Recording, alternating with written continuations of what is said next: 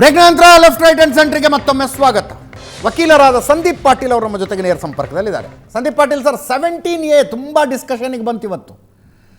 2018ರಲ್ಲಿ ಅದೊಂದು ಅಮೆಂಡ್ಮೆಂಟ್ ಮಾಡಿ ಪ್ರಜಾಪ್ರತಿನಿಧಿಗಳಿಗೆ ಒಂದು ಪ್ರೊಟೆಕ್ಷನ್ ಲೇಯರ್ ಕೊಡೋದಕ್ಕಾಗಿ ಮಾಡಿದಂಥ amendment ಆಗಿತ್ತದು.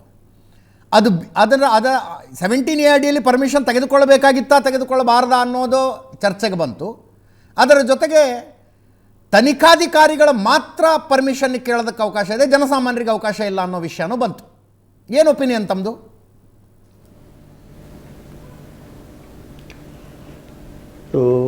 Prevention of corruption act, ಆ ಪ್ರಿವೆನ್ಷನ್ ಆಫ್ ಕರಪ್ಷನ್ ಆ್ಯಕ್ಟಲ್ಲಿ ಮೊದಲನೇದಾಗಿ ಒಂದೇ ಒಂದು ಪ್ರೊಟೆಕ್ಷನ್ ಇತ್ತು, ಅದು ಸೆಕ್ಷನ್ 19.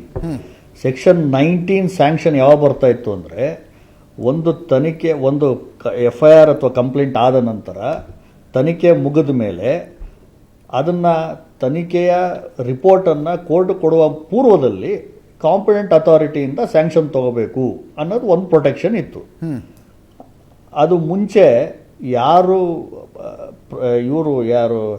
ಅಫಿಷಿಯಲ್ ಇರ್ತಾರೆ ಅವ್ರಿಗಷ್ಟೇ ಅದು ಪ್ರೊಟೆಕ್ಷನ್ ಇತ್ತು. ಓಕೆ, ರಿಟೈರ್ಡ್ ಅಫಿಷಿಯಲ್ಸ್ಗೆ ಇರಲಿಲ್ಲ.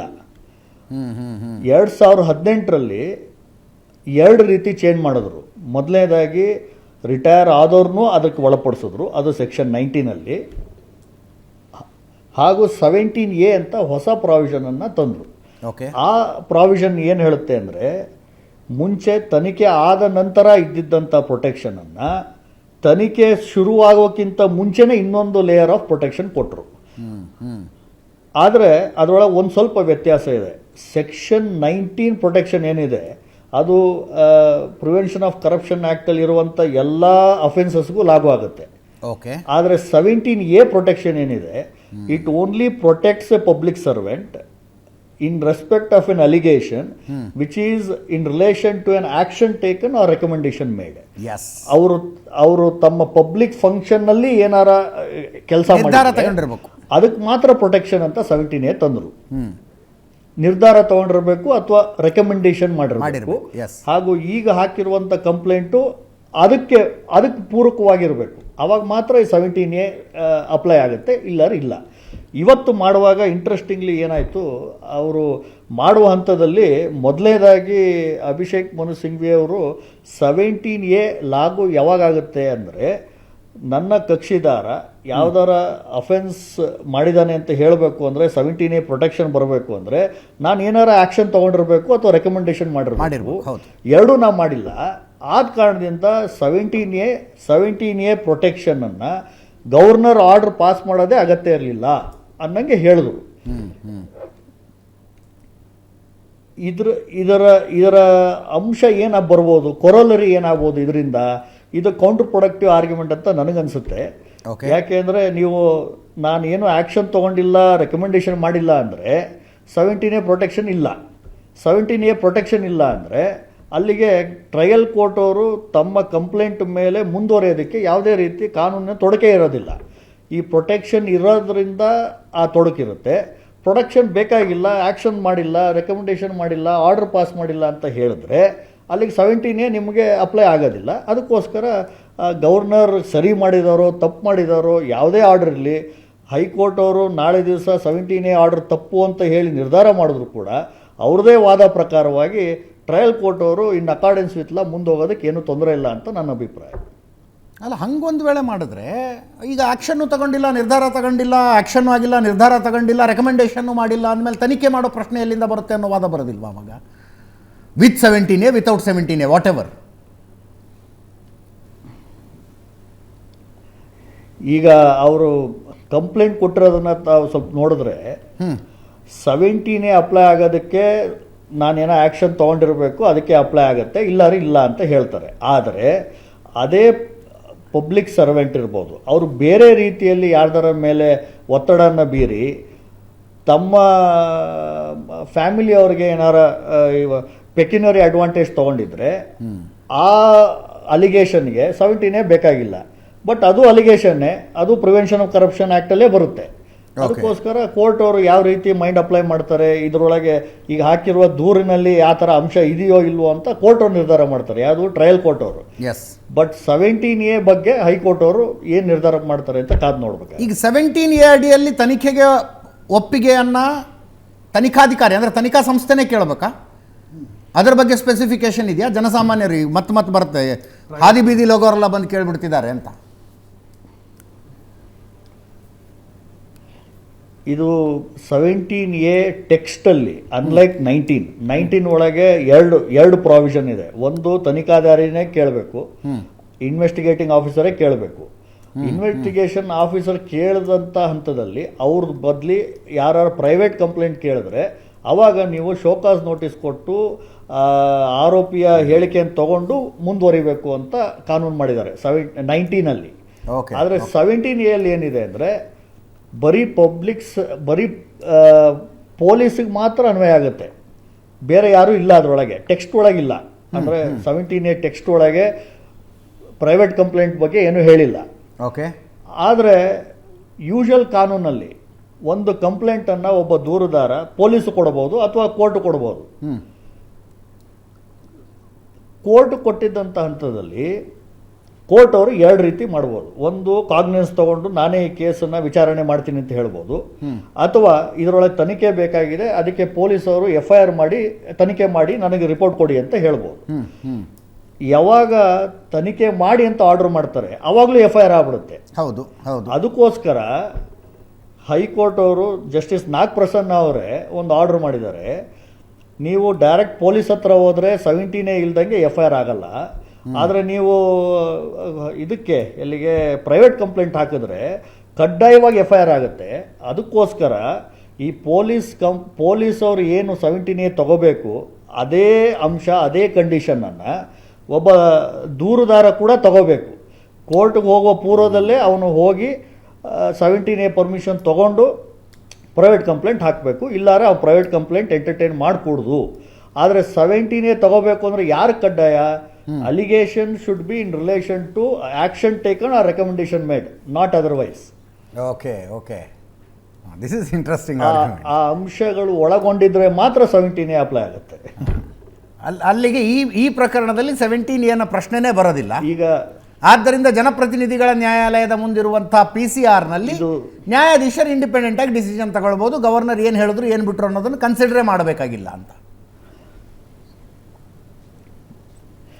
ಈಗ ನನಗೆ ಗೊತ್ತಿರೋ ಪ್ರಕಾರ ನನ್ನ ಮಾಹಿತಿಯಲ್ಲಿರೋದು ಎರಡು ಕಂಪ್ಲೇಂಟ್ ಪ್ರೈವೇಟ್ ಕಂಪ್ಲೇಂಟ್ ಪೆಂಡಿಂಗ್ ಇದೆ. ಹೌದು. ಒಂದು ಪ್ರೈವೇಟ್ ಕಂಪ್ಲೇಂಟ್ ಅಬ್ರಾಮ್ ಅವರು ಹಾಕಿದ್ದಾರೆ, ಇನ್ನೊಂದು ಪ್ರೈವೇಟ್ ಕಂಪ್ಲೇಂಟ್ ಕೃಷ್ಣ ಅವರು ಹಾಕಿದ್ದಾರೆ. ಅಬ್ರಾಮ್ ಹಾಕಿರುವಂಥ ಕಂಪ್ಲೇಂಟಲ್ಲಿ ಸಿದ್ದರಾಮಯ್ಯ ಅವ್ರನ್ನ ಹೊರತುಪಡಿಸಿ ಬೇರೆ ಪಬ್ಲಿಕ್ ಸರ್ವೆಂಟ್ಸು ಇದ್ದಾರೆ ಅಂತ ನಾನು ಕೇಳ್ಪಟ್ಟಿದ್ದೀನಿ.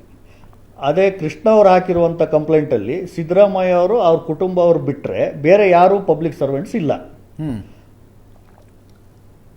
ಈ ಅಂಶ ಸ್ವಲ್ಪ ಭಾಳ ಕ್ರಿಟಿಕಲ್ ಆಗುತ್ತೆ. ಯಾಕೆ ಅಂದರೆ ಅಬ್ರಾಮ್ ಅವ್ರ ಕಂಪ್ಲೇಂಟಲ್ಲಿ 17A ಸಿದ್ದರಾಮಯ್ಯ ಅವರ 17A ತೊಗೊಂಬಂದರೂ ಕೂಡ, ನಾಳೆ ದಿವಸ ಅದು ಅಪೋಲ್ಡ್ ಆಗಿ ತೊಗೊಂಬಂದರೂ ಕೂಡ ಬೇರೆ ಎಲ್ಲ ಯಾರ್ಯಾರು ಪಬ್ಲಿಕ್ ಸರ್ವೆಂಟ್ಸ್ ಇದ್ದಾರೆ ಅವ್ರಿಗೆ 17A ಇಲ್ದಂಗೆ ಕೋರ್ಟ್ ಮುಂದೆ ಹೋಗೋಕ್ಕಾಗಲ್ಲ, ಅವ್ರಿಗೂ ಕೂಡ 17A ಬೇಕಾಗುತ್ತೆ.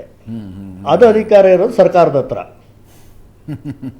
ಅದೇ ಈ ಸ್ನೇಹಮಯಿ ಕೃಷ್ಣ ಹಾಕಿರೋ ಕಂಪ್ಲೇಂಟಲ್ಲಿ ಬರೀ ಸಿದ್ದರಾಮಯ್ಯ ಇದ್ದಾರೆ, ಬೇರೆ ಯಾವ ಪಬ್ಲಿಕ್ ಸರ್ವೆಂಟ್ಸ್ ಇಲ್ಲ. ಅದಕ್ಕೋಸ್ಕರ 17A ಪ್ರಾವಿಷನ್ ಸಿದ್ದರಾಮಯ್ಯ ಅವ್ರಿಗೆ ಅಪ್ಲೈ ಆಗಿಲ್ಲ ಅಂದರೆ ಟ್ರಯಲ್ ಕೋರ್ಟ್ ಅವರು ಇನ್ ಅಕಾರ್ಡೆನ್ಸ್ ವಿತ್ ಲಾ ಮುಂದುವರಿಬೋದು. ಸೊ ಇದು ಭಾಳ ಇಂಟ್ರೆಸ್ಟಿಂಗ್ ಆಗಿದೆ, ನೋಡಬೇಕು ಏನಾಗುತ್ತೆ ಅಂತ. ಎಸ್, ಬಂದೇ ಇರಿ ಸರ್. ಅಶ್ವಥ್ ನಾರಾಯಣ್ ರೀ, ಪ್ರಜಾಸತ್ತಾತ್ಮಕವಾಗಿ ಆಯ್ಕೆಯಾದ ಸರ್ಕಾರವನ್ನು ಅಲ್ಲಾಡಿಸೋ ಪ್ರಯತ್ನ ಗವರ್ನರನ್ನು ಇಟ್ಕೊಂಡು ಮಾಡ್ತಾ ಇದ್ದೀರಿ, ರಾಜಭವನವನ್ನು ಇಟ್ಕೊಂಡು ಮಾಡ್ತಾ ಇದ್ದೀರಿ ಅಂತ.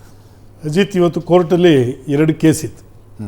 ಒಂದು ಸರ್ಕಾರದ ಇಬ್ಬರು ಪ್ರಮುಖ ವ್ಯಕ್ತಿಗಳು, D C M DK Shivakumar ಅವ್ರದ್ದು ಒಂದು ಕಡೆ ಇದ್ದರೆ, ಇನ್ನೊಂದು ಕಡೆ ಚೀಫ್ ಮಿನಿಸ್ಟ್ರು ಸಿದ್ದರಾಮಯ್ಯವ್ರದ್ದು ಒಂದು ಕಡೆ. ಎರಡು ಯಾವುದರಲ್ಲಿ ಅವ್ಯವಹಾರಕ್ಕೆ ಸಂಬಂಧಪಟ್ಟಂಥ ವಿಚಾರ.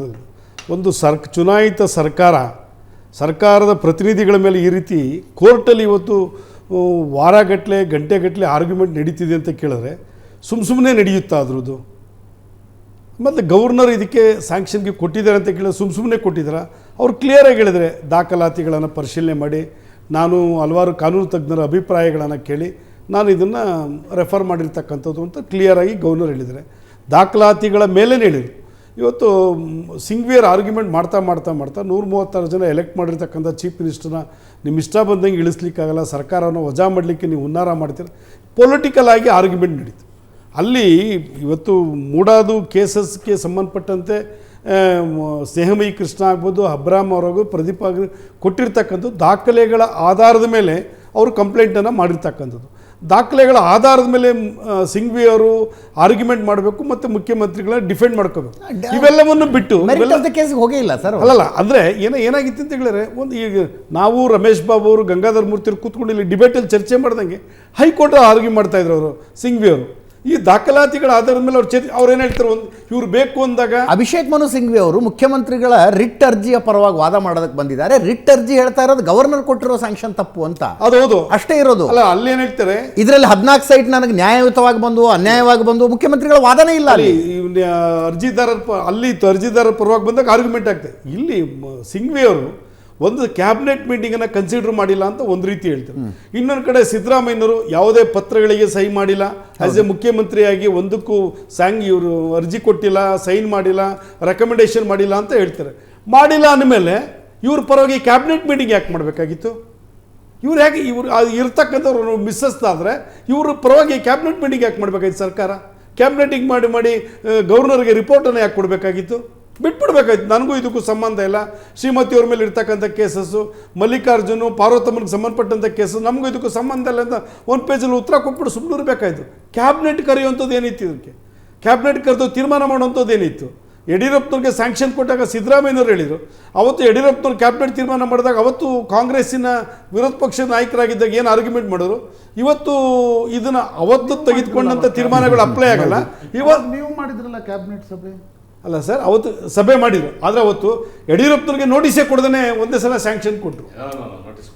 ಅಲ್ಲಿ ಒಂದು ನಿಮಿಷ, ಅಲ್ಲೂ ಸಹ ಖಾಸಗಿ ವ್ಯಕ್ತಿಗಳೇ ದೂರು ಕೊಟ್ಟಿದ್ದು, ಅದ್ರ ವಿರೋಧ ಪಕ್ಷದ ನಾಯಕರೇನು ದೂರು ಕೊಟ್ಟಿಲ್ಲ. ಅವತ್ತು ಶರೀಫ್ ಅಂತ ಯಾರೊಬ್ಬ ಒಬ್ಬರು ಮತ್ತು ಇನ್ನೊಬ್ಬರು ಸಿರಾಜುದ್ದೀನ್ ಬಾಷಾ ಮತ್ತು ಬಾಲರಾಜ್ ಅಂದರೆ ಖಾಸಗಿ ದೂರುಗಳನ್ನು ಕೊಟ್ಟಿದ್ರು. ಇವತ್ತು ಅದೇ ರೀತಿ ಇಬ್ಬರು ಖಾಸಗಿ ವ್ಯಕ್ತಿಗಳೇ ದೂರು ಕೊಟ್ಟಿರ್ತಕ್ಕಂಥ ಆ ದೂರಿನ ಮೇಲೆ ಗವರ್ನರ್ ಕ್ರಮ ತೆಗೆದುಕೊಂಡಿದ್ರು. ಇದಕ್ಕೆ ಉತ್ತರಾಖಂಡದಲ್ಲಿ, ಮಹಾರಾಷ್ಟ್ರದಲ್ಲಿ, ಮತ್ತೊಂದು ತಮಿಳುನಾಡಿನ ಆ ಕೇಸಸ್ಸೇ ಬೇರೆ, ಈ ಕೇಸಸ್ಸೇ ಬೇರೆ. ಅಲ್ಲಿ ಸರ್ಕಾರಗಳು ತೆಗೆದುಕೊಂಡಂಥ ತೀರ್ಮಾನಗಳನ್ನು, ಬಿಲ್ಗಳನ್ನು ಕೆಲವು ಕ್ಲಿಯರ್ ಮಾಡಿಲ್ಲ ಅನ್ನತಕ್ಕಂಥದ್ದು ಇರ್ತಕ್ಕಂಥದ್ದು. PCL ಆ್ಯಕ್ಟಲ್ಲಿ ಅಲ್ಲಿ ಗವರ್ನರ್ ಹತ್ರ ಹೋಗಿರಲಿಲ್ಲ ಕೇಸು. ಇಲ್ಲಿ ಮುಖ್ಯಮಂತ್ರಿಗಳ ಮೇಲೆ ಚಾರ್ಜ್ ಶೀಟ್ ಆಗಿರ್ತಕ್ಕಂಥದ್ದೇನು, ಅವ್ಯವಹಾರದ ಮೇಲೆ ಹೋಗಿರ್ತಕ್ಕಂಥದ್ದು ಕಂಪ್ಲೇಂಟು. ತಮಿಳ್ನಾಡು ಗೌರ್ನಮೆಂಟ್ ಮೇಲೆ ಗೌರ್ನಮೆಂಟ್ ಕಳಿಸಿರ್ತಕ್ಕಂಥ ರೆಕಮೆಂಡೇಶನ್ನ ತಮಿಳ್ನಾಡು ಗವರ್ನರು ರೆಫ್ಯೂಸ್ ಮಾಡಿರ್ತಕ್ಕಂಥ ಅವ್ಯವಹಾರದ ಮೇಲೆ ಬಿಲ್ಲನ್ನು ವಜಾ ಮಾಡಿಲ್ಲ, ಅವ್ರದ್ದು ರೆಫ್ಯೂಸ್ ಮಾಡಿಲ್ಲ. ಸರ್ಕಾರ ತೆಗೆದುಕೊಂಡಿರ್ತಕ್ಕಂಥ ಕೆಲವು ತೀರ್ಮಾನಗಳ ಬಗ್ಗೆ ಕ್ಲಾರಿಫಿಕೇಶನ್ ಕೇಳಿರೋದು. ಅದಕ್ಕೆ ಇದು ಉದಾಹರಣೆ ಕೊಡುವಂಥದ್ದಲ್ಲ. ನಮ್ಮ ಗವರ್ನರ್ 11 ಬಿಲ್ ವಾಪಸ್ ಕಳಿಸಿದಾರಲ್ಲ, ಆ ರೀತಿ ಅಲ್ಲ ಸರ್, ಕೆಲವೆಲ್ಲ ಇರುತ್ತೆ, ಕ್ಲಾರಿಫಿಕೇಶನ್ ಕೇಳ್ತಾರೆ, ವಾಪಸ್ ಕಳಿಸ್ತಾರೆ. ನಮ್ಮ ಸರ್ಕಾರ ಇದ್ದಾಗ ಗವರ್ನರ್ ಎಷ್ಟೋ ಬಿಲ್ಗಳನ್ನು ವಾಪಸ್ ಕಳಿಸಿದ್ದಾರೆ. ನಮ್ಮದೇ ಕೇಂದ್ರ ಸರ್ಕಾರದಿಂದ ಅಪಾಯಿಂಟ್ಮೆಂಟ್ ಆಗಿರ್ತಕ್ಕಂಥ ಗವರ್ನರ್ಗಳು BJP ಸರ್ಕಾರದ ಕೆಲವು ಪಾಸ್ ಮಾಡಿರ್ತಕ್ಕಂಥ ಬಿಲ್ಗಳನ್ನು ವಾಪಸ್ ಕಳಿಸಿದ್ದಾರೆ. ಕ್ಲಾರಿಫೈ ಮಾಡಿದ್ಮೇಲೆ ಕ್ಲಿಯರ್ ಮಾಡಿದ್ದಾರೆ. ಅದನ್ನು ಸರ್ಕಾರ ವಜಾ ಮಾಡೋಣ, ಇವತ್ತು ಸರ್ಕಾರ ವಜಾ ಮಾಡಲಿಕ್ಕೆ ಗವರ್ನರ್ ಹೋಗಿಲ್ಲ, ಮುಖ್ಯಮಂತ್ರಿನ ಅರೆಸ್ಟ್ ಮಾಡಿ ಅಂತ ಗವರ್ನರ್ ತೀರ್ಮಾನ ಮಾಡಿಲ್ಲ. ವಿಚಾರಣೆಗೆ ಅವಕಾಶ ಮಾಡೋದಕ್ಕೂ ಆಗೋದಿಲ್ಲ. ಒಂದು ಸಣ್ಣ ಬ್ರೇಕ್ ಮುಗಿಸ್ಕೊಂಡು ವಾಪಸ್ ಬರ್ತೀನಿ.